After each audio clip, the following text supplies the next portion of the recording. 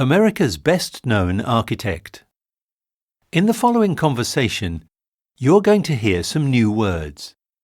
Read and listen to them. Make sure you know what they mean. Windbag, grace, flock. Ready? Now read the questions on the following page. Read them carefully before listening to the conversation.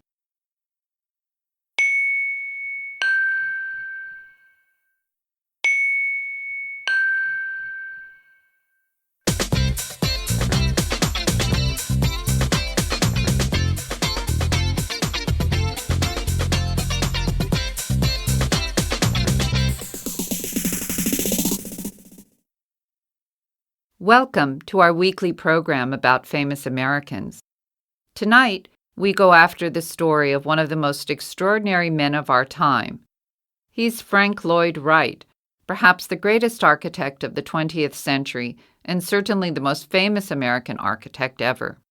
And in the opinion of some, America's foremost social rebel. So let's talk to Mr. Roger Wolfe, Frank Lloyd Wright's biographer.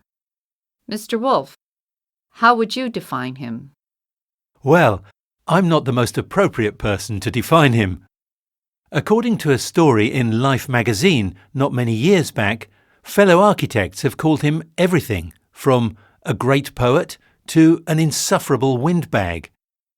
The clergy has deplored his morals, creditors have deplored his financial habits, politicians his opinions. Admirers of Frank Lloyd Wright consider him as a man 100 years ahead of his time. I'm an admirer. One of his most famous statements was, "If I had another 15 years to work, I could rebuild this entire country. I could change the nation." Now, would you tell me why should he, one man, want to change the way of life of millions and millions of people? Well, he thought the way of life to which the country is committed needs change. But don't you think these words show his ego, his self-centeredness? You're saying that practically everyone in the United States is out of step, except Frank Lloyd Wright. Not at all. I'm not saying anything of the kind. It isn't their job to build. It was his. He thought people should have a right to look to their architects for suggestions for what they should build. Well, as an architect... And how they should build it. As an architect, how would he have liked to change the way that we live? He wouldn't have liked to change so much the way we live as what we live in and how we live in it. Wright always said that we ourselves are changing in the buildings we live in. Most people don't really understand what it is to live in an organic building with organic character. Well now, organic building, organic character, these are words which are difficult to understand. Well, let's say natural. Would that suit you better? For Wright, a truly organic building developed from within outwards and was thus in harmony with its time, place and inhabitants. I'm still not. I would like specifically to know what you mean. How would he like to change the way that we live? He meant he'd have liked to have a free architecture, an architecture that belonged where you see it standing, architecture that graced the landscape instead of being a disgrace in the landscape.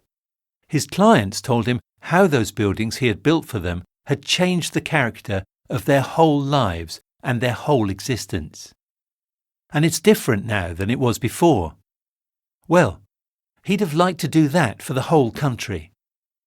But imagine New York. When he came to New York and he saw the skyline of New York, didn't it excite him? After all, he did design the Guggenheim Museum in New York. Most of us think that New York is so spectacular and imposing. In fact, it didn't impress him at all, because it was never planned. It was all the result of a race for rent. And it's a great monument, he thought, to the power of money and to greed. It wasn't about ideas. He didn't see an idea in the whole thing anywhere. Do you? Where is the idea in it? What's the idea? The idea is obviously, it seems to me, that a lot of people want to live together to make their livings, to make money, to enjoy what this large city has to offer.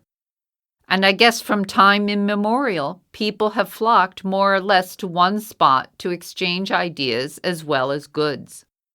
But there was a justification for that, when there were no other means of communication than by personal contact. That's when the plans for the cities we now live in originated. They originated back in the Middle Ages, when the only way you could have a culture, the only way you could get social distinction or any education was by joining other people. Today, however, we cannot get modern improvements here in the city anymore. Let me see if I get your point. Is Falling Water, Frank Lloyd Wright's most famous work, an example of good architecture?